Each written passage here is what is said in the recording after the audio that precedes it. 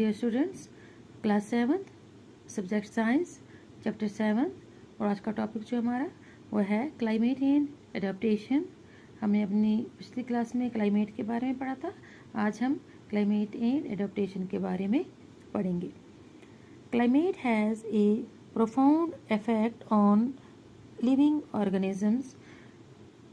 तो बच्चों, क्लाइमेट का एक गहरा असर होता है किस पर? लिविंग ऑर्गेनिजम्स पर। जितने भी जानदार हैं उन पर एक गहरा असर होता है किसका? क्लाइमेट का, यानी कि आबो हवा का। Animals are adapted to survive in the condition in which they live. जितने भी जानवर हैं वो क्या कर लेते हैं? एडॉप्टेड। एडॉप्टेड का मतलब है अपनाना, किसी भी हालात को अपना लेना, किसी भी माहौल को अपना लेना, उसे हम एडाप्टेशन कहते हैं। तो जानवर क्या करते हैं? ज़िंदा रहने के लिए कोई भी हालात हों, माहौल हो, उनको अपना लेते हैं, अडॉप्ट कर लेते हैं।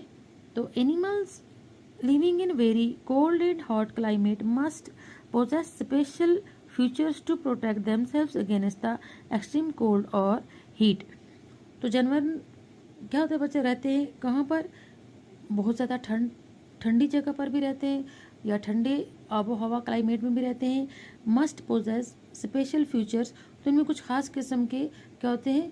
खसूसियात होती हैं। To protect themselves against the extreme cold और हीट। तो किससे बचने के लिए? बहुत ज़्यादा ठंड और बहुत ज़्यादा गर्मी से बचने के लिए इन जानवरों में क्या होती हैं? कुछ खसूसियात होती हैं जिनकी वजह से ये बहुत ज़्यादा ठंड और बहुत ज़्यादा गर्मी में रह लेते हैं। From your class 6 science book the definition of adaptation.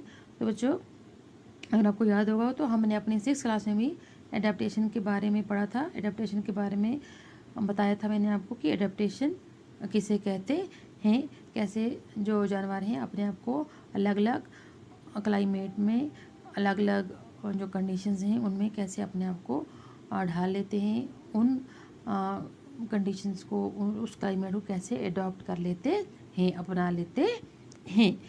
Features and habits that help animals to adopt to their surroundings are a result of the process of evolution.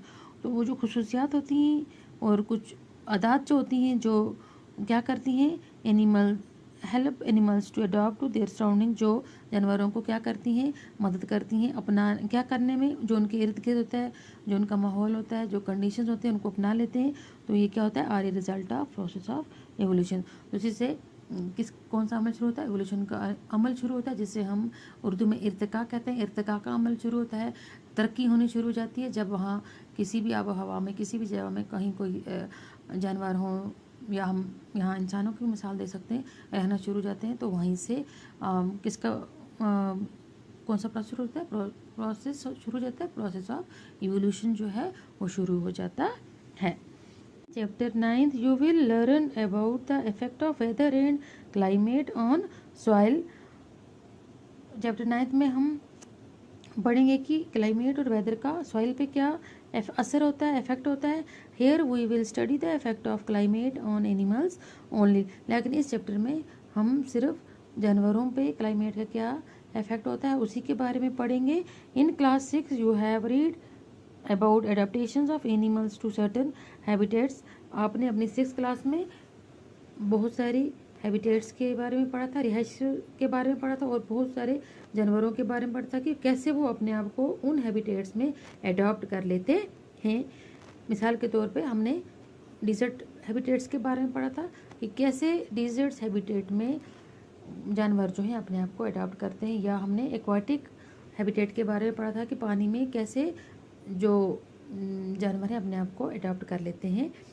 और भी बहुत सारे हैबिटेट्स के बारे में हमने 6 क्लास में पढ़ा था। As examples of adaptation of animals to climatic condition.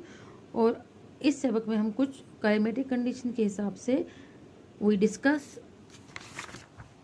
Only animals living in polar regions and tropical rain forest. यहाँ पर हम मौसम के एतबार के हिसाब से सिर्फ उन एनिमल्स के बारे में पढ़ेंगे जो सिर्फ पोलर रीजन्स और ट्रॉपिकल रेन फॉरेस्ट में पाए जाते हैं। As the name suggests the polar regions are situated near the poles. जैसे कि नाम से ही जाहिर है कि पोलर रीजन जो है वो कहाँ पर वाक़ा है, वो पोल्स के नज़दीक वाक़ा है, जैसे कि north pole and south pole के करीब वाक़ा है। Some well known countries that belongs to the polar regions are Canada, Greenland, Iceland, Norway, Sweden, Finland and Alaska in USA and Siberian region of Russia. तो बच्चों यहाँ पर इन्होंने कुछ कंट्रीज़ के नाम दिए जो किसके करीब सिचुएटेड है, वाक़ा है, पोलर रीजन जो पोल्स के नज़दीक है। तो कुछ इन्होंने हमें कुछ कंट्रीज़ के नाम बताएं, जैसे कनाडा है, ग्रीनलैंड है, आइसलैंड है, Norway, Sweden, Finland, Alaska in USA. तो ये वो वाली कंट्री है जो कहाँ पर पाई जाती है, पोल्स के नॉर्थ और साउथ पोल्स के पास सिचुएटेड है। तो examples of some countries where the tropical rain forest are found.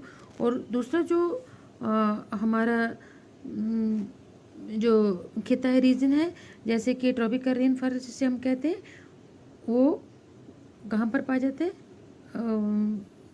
किस जगह पर पाए जाते हैं, Malaysia, India, Indonesia, Brazil, Republic of Congo, Kenya, Uganda and Nigeria. तो ये कुछ ऐसे कंट्रीज हैं जिनमें ट्रॉपिकल रेन फॉरेस्ट पाए जाते हैं। तो ट्रॉपिकल रेन फॉरेस्ट हम किसे कहेंगे बच्चों, ट्रॉपिकल रेन फॉरेस्ट वाले रेन फॉरेस्ट होते हैं जिनमें ज़्यादातर क्या होती हैं, बारिशें पाई जाती हैं, जहाँ पर ज़्यादातर साल के ज़्यादातर हिस्से में बारिशें होती हैं और बहुत ज़्यादा बारिशें होती हैं, हम उन्हीं को ट्रॉपिकल रेन फॉरेस्ट कहते हैं। तो आज के लिए इतने बच्चों, हम अपने नेक्स्ट क्लास में इन 2 रीजन्स के बारे में पढ़ेंगे। बाकी वस्सलाम, अल्लाह हाफिज़।